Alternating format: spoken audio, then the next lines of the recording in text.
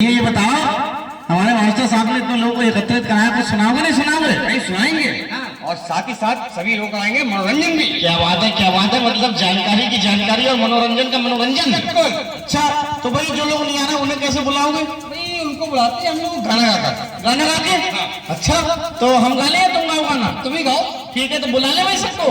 अरे नाटक देखो, नाटक देखो, नाटक देखो भैया, नाटक देखो, नाटक देखो, नाटक देखो भैया। न लगे अठन्नी, न लगे रुपैया, न लगे रुपैया। गाँव में लेके आए नाटक बम्बैया, लेके आए नटक बम्बैया। नाटक ये कहानी मुसरीखा, कहानी मुसरीखा। गाँव के बूढ़े हकीम सरीखा, के बूढ़े हकीम सरीखा। हम हैं छोटे तुम हो बड़े, हम हैं छोटे तुम हो बड़े। भैया नाटक देखो खड़े खड़े, भैया नाटक देखो खड़े खड़े। आ गए, आ गए, आ गए नाटक दिखाने वाले, रंग जमाने वाले, सबको बताने वाले, देखो हम आ गए।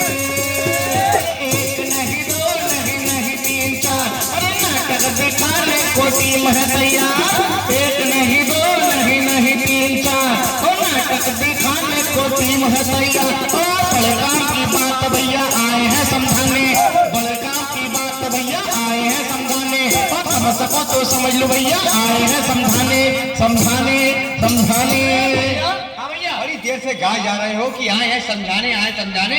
भाई क्या समझाने और क्या बतलाने आए हो? ये देखो, समझाएंगे भी, बताएंगे भी, और जितने सम्मानित जन माता बहनें बुजुर्ग हमसे जुड़े हैं ना, इन सबको दिखलाएंगे भी। भाई वही तो पूछ रहे हैं भी क्या दिखलाओगे? भाई दिखाएंगे एक नाटक, नाटक। लेकिन दिखाएंगे तब जब लोग हमारे पास आ जाए। भाई इतने दूर से जब लोग देखेंगे तो उनकी क्या समझ में आएगा कि हम क्या बताने और क्या समझाने आए हैं। भाई हम तो अपने शहर से आपके शहर में आ गए इतनी दूर, लेकिन भैया लोग अपने गांव में आने से ही यहाँ शर्मा रहे हैं।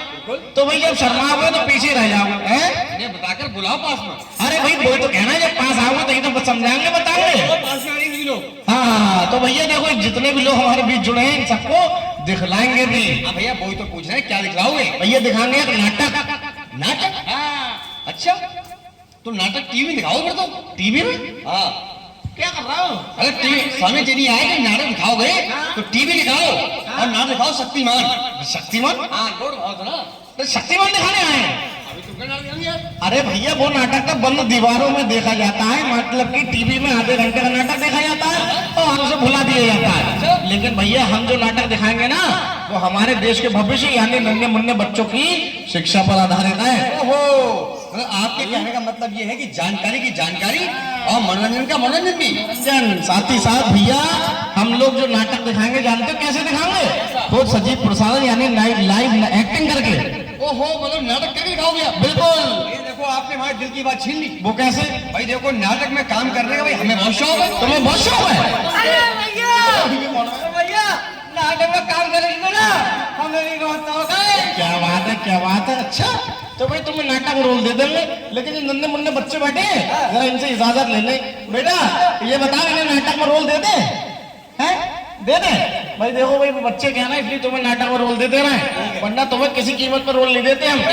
भाई तुम दोनों शक्ल अच्छी कहाँ है? और क्या मत जाना क्या भाई, सकल शक्ति कपूर की अच्छी नहीं है, जाने लीवर की अच्छी नहीं है, तो वो क्या एक्टिंग नहीं करते क्या? हाँ भाई एक्टिंग करते हैं, उनके अंदर प्रतिभा है। तुम्हें कुछ आता है बताओ? अरे क्या नहीं आता पूछो।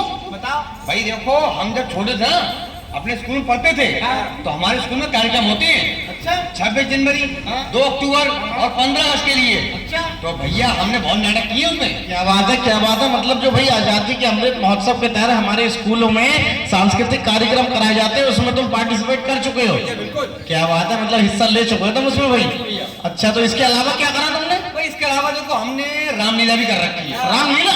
क्या बात है, क्या बात है। रामलीला में क्या करते थे? भाई रामलीला में हम तो बनते ना कुंभकर्ण। कुंभकर्ण? वो तो खाते हो सो जाते हैं। सोना की एक्टिंग नहीं है। अच्छा, ये भी एक्टिंग है? और क्या? क्या बात है भाई, तुम क्या करते थे? भैया हम हाँ बता दे। बताओ भैया, हम ना रावण का रोल करते हैं। रावण को रावण का। अरे कहाँ से लग रहा है रावण का? शक्ल से लग रहा है पूरा सूखा हुआ पापड़। अरे झूठ बोल रहे हो?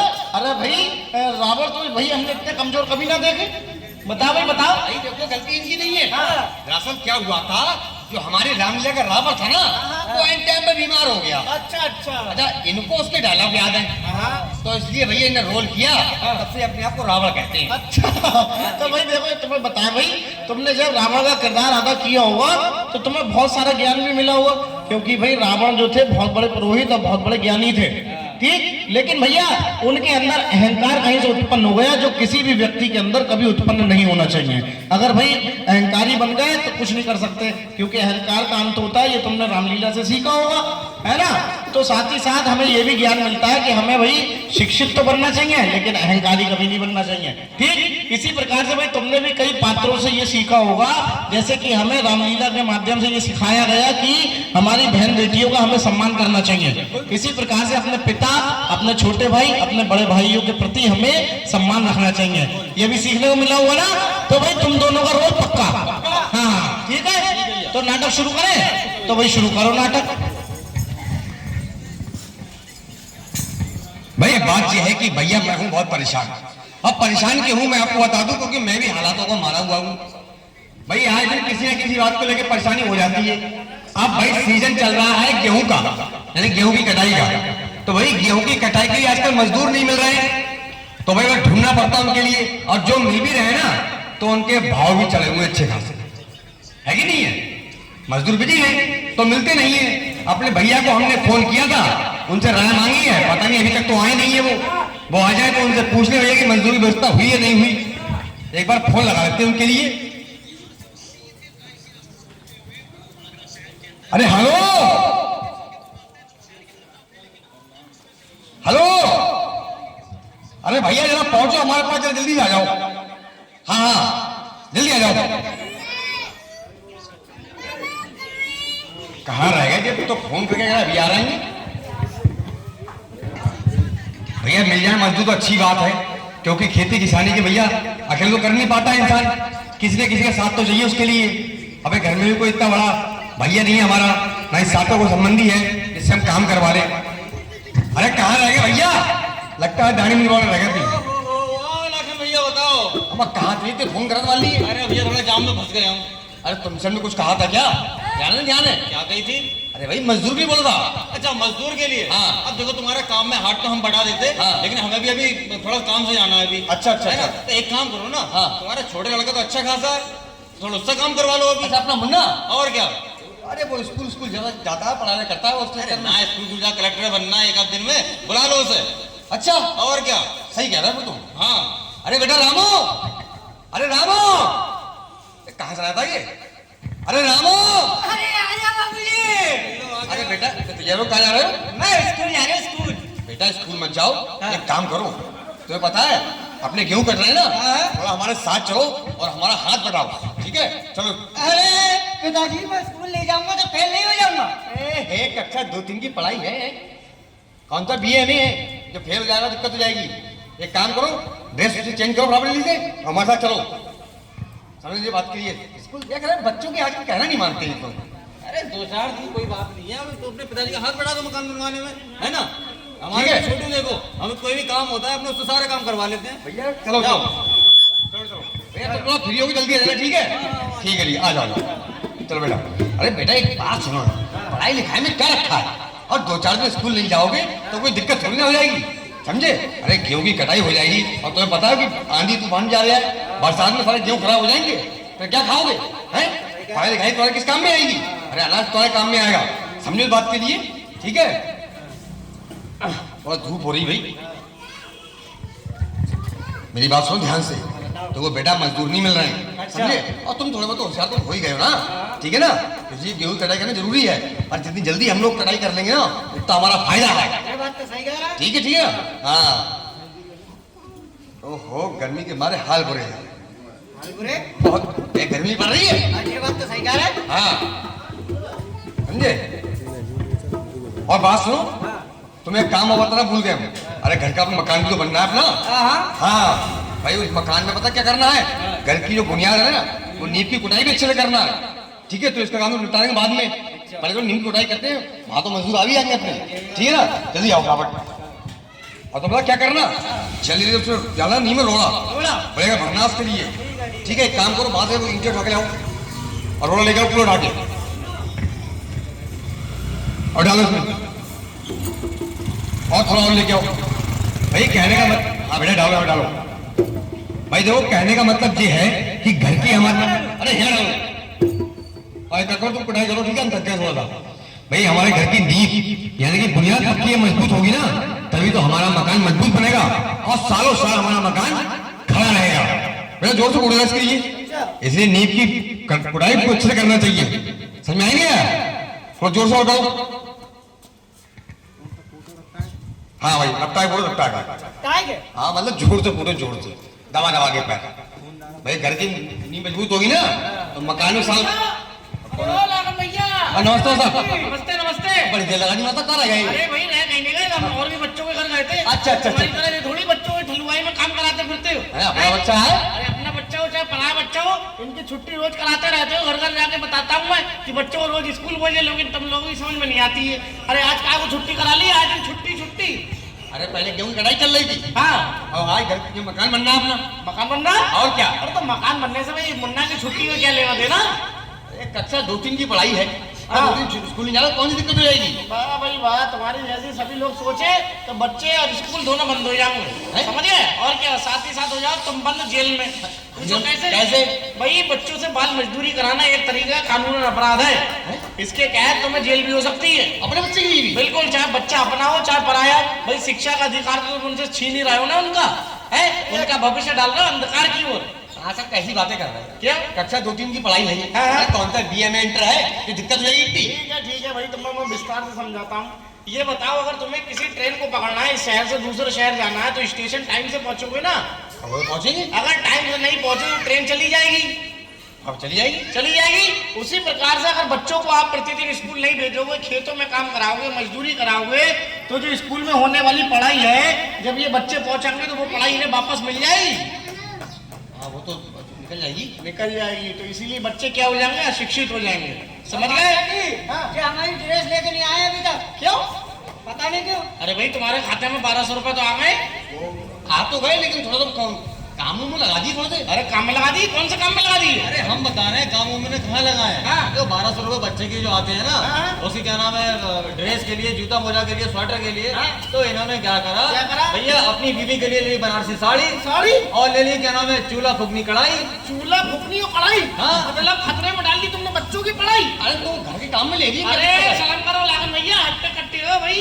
काम नाम करके भी तो इन चीजों को इस्तेमाल करने के लिए ला सकते हो ना अपने घरेलू जो चीजें हैं। अरे बच्चों के लिए जो पैसे आते हैं वार्षिक अभिभावक के खातों में, जो माता पिता के खाते में पैसे आ रहा है, वो क्यों आते हैं बताओ जरा। अभी जैसे इन्होंने बताया, स्कूल की ड्रेस के लिए, जूते मोजों के लिए, सर्दियों में पहनने वाले स्वेटर के लिए, और उसके बाद जो 1100 रुपए के साथ जो प्लस 100 रुपए होते हैं, वो होते हैं स्टेशनरी के लिए, क्योंकि किताबें तो स्कूल से मुफ्त मिलती हैं। हाँ। लेकिन उनकी कॉपी और पेंसिल रबड़ के लिए 100 रुपए और आते हैं। टोटल 1200 रुपए इसलिए आते हैं, ना कि चूल्हा चमचा कढ़ाई खरीदने के लिए। अरे ये तो हाँ। ये हमारे राम अवतार भैया के अकाउंट में भी आया 1200 रुपया। अच्छा, इनके में भी है? और? तो क्या करा इन्होंने? भैया सुबह से लेके शाम तक पौवा मारते रहे थे।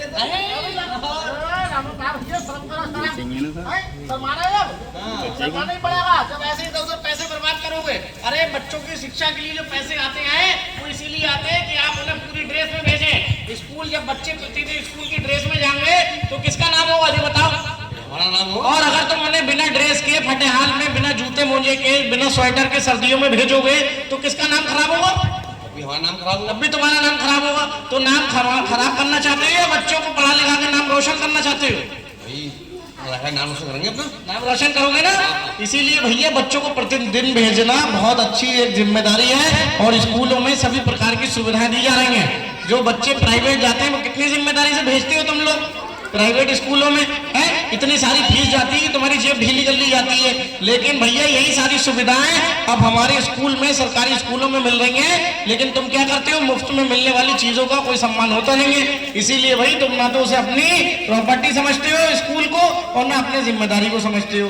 भाई ये स्कूल जो खोले गए हैं हमारी ग्राम पंचायत है, वो किसकी जिम्मेदारी इसमें खोले गए हैं? हम अभिभावकों की, जिससे कि बच्चों को प्रतिदिन स्कूल भेजा जाए और उसकी देखभाल करने की जिम्मेदारी भी हमारी होती है, समझ गए?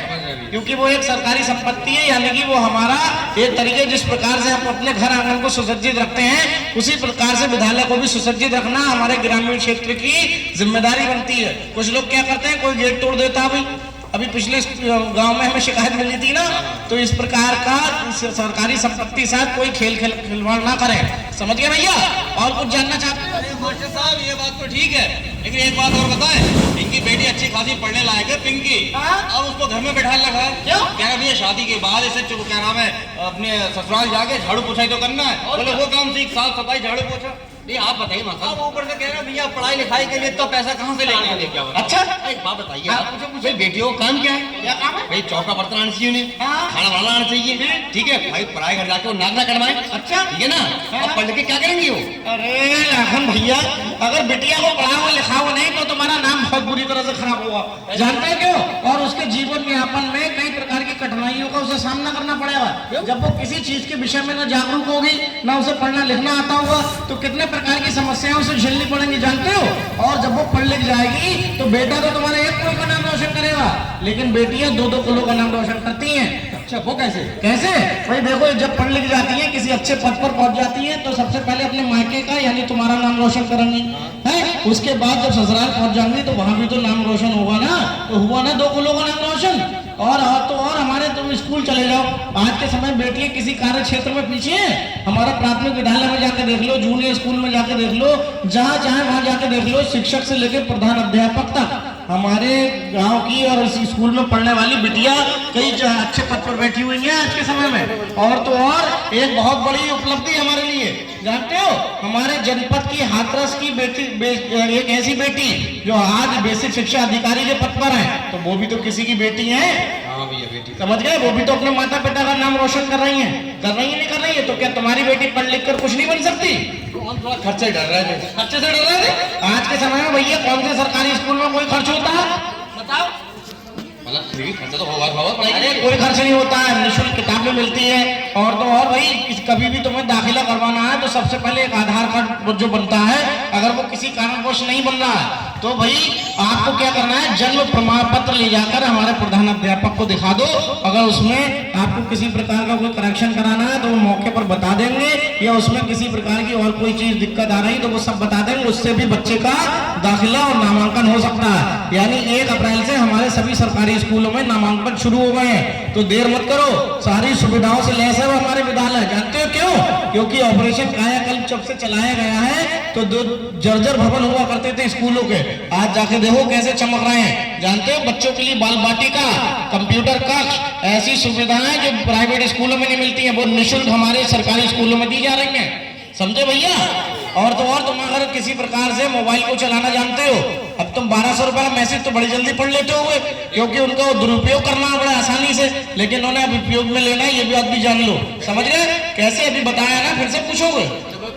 ये कर दो फिर से। अरे क्लियर इसलिए कि 1200 रुपए डीबीटी के माध्यम से इसलिए आते हैं, जैसे कि अभी मैंने बताया, स्कूल की ड्रेस, जूते मोजे, सर्दियों पहनने के लिए स्वेटर और स्टेशनरी इसी पर लगाना है, जिससे बच्चे प्रतिदिन सुसज्जित होकर स्कूल पहुंच सके। अच्छा चलो मास्टर साहब, मोबाइल की बात आ गई, एक बात और बताओ, हमारे जो रामोतार के दोनों बच्चे हैं ना, पूरे दिन फोन में लगे रहते हैं। कुछ ऐसा है जो फोन के माध्यम से वो पढ़ाई लिखाई कर लें? अरे बहुत अच्छी चीजें चल रही है।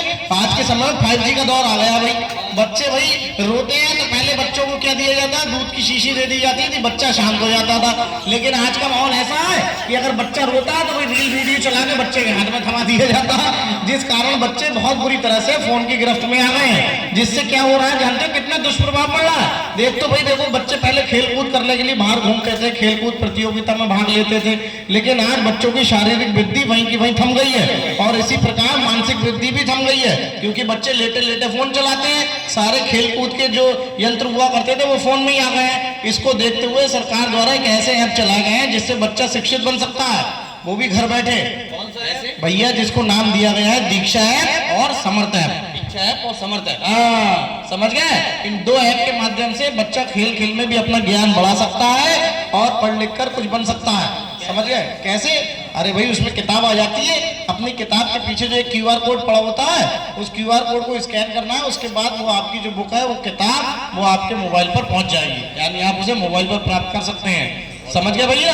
तो अब बताओ, स्कूल ना भेजना है कोई बहाना बचा? नहीं नहीं नहीं, बिल्कुल नहीं। और बेटियों के लिए एक और बात विस्तार से बता दूं भाई, बेटियों के लिए तो विशेष अभियान चलाया जा रहा है जिसको नाम दिया गया है बेटी बचाओ बेटी पढ़ाओ। इसी प्रकार से सन 1 अप्रैल 2019 के अंतर्गत जो बेटियां जन्मी हैं और इस एक परिवार में अगर 2 बेटियां हैं तो उन परिवार को, उन बेटियों को सुमंगला योजना के तहत जन्म से लेकर, और जानते हो कब तक, जब तक वो किसी प्रकार का स्नातक का कोर्स या किसी प्रकार का डिप्लोमा नहीं कर ली थी तब तक के लिए उन्हें सरकार द्वारा 6 किस्तों में 15,000 रुपए मिलने वाली धनराशि अब 25,000 रुपए में तब्दील हो गई है।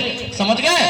तो बताओ क्या खर्च होता है तुम्हारा? भैया तो फायदा ही फायदा है। फायदा ही फायदा है ना। इसी प्रकार से हमारे बेसिक शिक्षा अधिकारी जी के देख रेख में चलने वाले कुछ ऐसे विद्यालय भी बेटियों के लिए खोले गए हैं जिसमें बेटियां वहां रहकर भी पढ़ सकती हैं। जिस प्रकार से हम अपने परिवार की बेटियों को दूसरे शहर हॉस्टल पढ़ने भेजते हैं, उसी प्रकार से हमारे ब्लॉक स्तरीय कस्तूरबा गांधी आवासीय बालिका विद्यालय खोले जाते हैं जिसमें बेटियां वहां रहकर भी शिक्षा ग्रहण कर सकती हैं और अपने देश का और पूरे गांव का, अपने माता पिता का नाम रोशन कर सकती हैं। तो बताओ, आप कुछ बचा तुम्हें और पूछने को? भैया बिल्कुल नहीं, सबको सुविधा मिल रही है तो पढ़ाने में दिक्कत क्या है? बिल्कुल। तो अब कल से तो मजदूरी ना कराओगे बच्चों से? बिल्कुल नहीं कराएंगे। फिर तो मैं काम बिल्कुल नहीं कराएंगे। क्या करोगे? भाई बच्चों को प्रतिदिन भेजेंगे स्कूल। और रही बात जो ड्रेस की, जो हमसे गलती हुई है, भाई कैसी पैसों का इंतजाम करके पहले अपने मुन्ना की ड्रेस बनवाएंगे। बिल्कुल। और मुन्नी को भी स्कूल जरूर भेजना, क्योंकि चाहे बेटी हो चाहे बेटा, पढ़ना लिखना दोनों का अधिकार है। इसीलिए तो सर्व शिक्षा अभियान सब बड़े बनाया गया है, जिससे कि हमारा जब देश का भविष्य उज्जवल होगा, पढ़ा लिखा होगा, तभी तो देश आगे तरक्की करेगा और ये बच्चे हमारे देश का भविष्य कहलाते हैं। तो भाई एक ऐसी लौ जलाओ, एक ऐसी मशाल कायम करो जिसे जगह जगह जोत जलाते चलो, जहां पर शिक्षा की जोत जगती जाएगी वहां लोग खुद जागरूक होते जाएंगे और हमारा देश एक दिन तरक्की पर होगा। समझ गए भैया? इसीलिए उस मशाल के साथ मेरे साथ सब लोग गीत गुनगुनाएंगे कि ले मशाले चल पड़े हैं, ले मशाले चल पड़े हैं लोग मेरे गाँव के, ले मशाले चल पड़े हैं लोग मेरे गाँव के। अब अंधेरा जीत लेंगे, अब अंधेरा जीत लेंगे लोग मेरे गाँव के, ले मशाले चल पड़े हैं लोग मेरे गाँव के। देख यारा जो सुबह लगती थी फीकी आज तक, देख यारा जो सुबह लगती थी फीकी आज तक, लाल रंग उसमें भरेंगे, लाल रंग उसमें भरेंगे लोग मेरे गाँव के, ले मशाले चल पड़े हैं लोग मेरे गाँव के।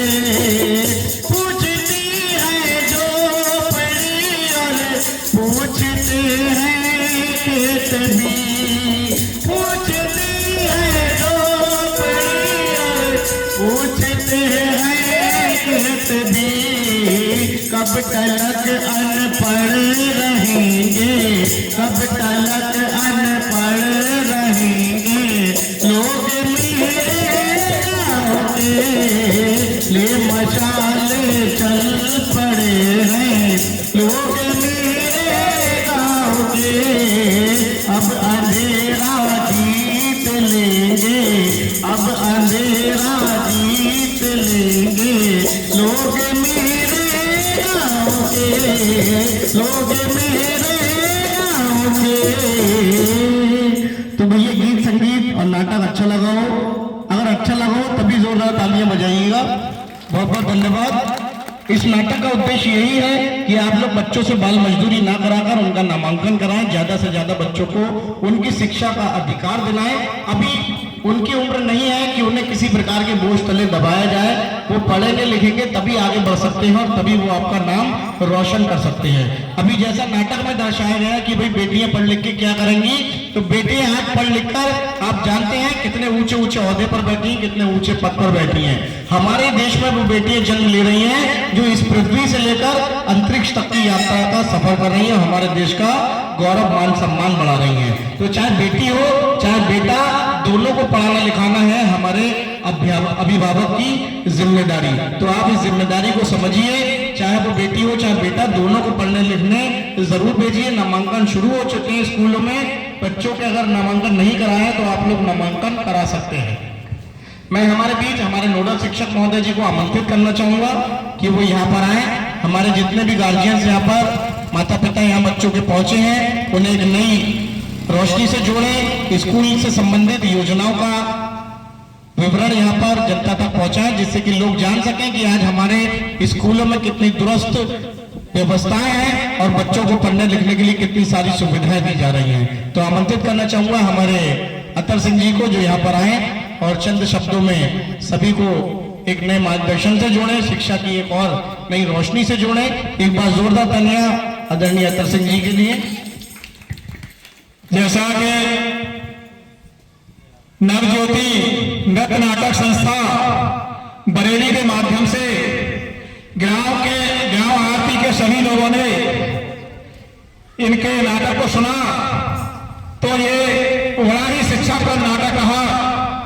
इसमें सभी से मेरी अपील है कि अपने अपने बच्चों का विद्यालय में नामांकन कराएं, समय से विद्यालय पढ़ने के लिए भेजें। जो धनराशि शासन द्वारा मिल रही है उसका सदुपयोग करें, यही मेरी सबसे गुजारिश है, यही मेरी कामना है। सर स्टाफ को बुला लिया, बात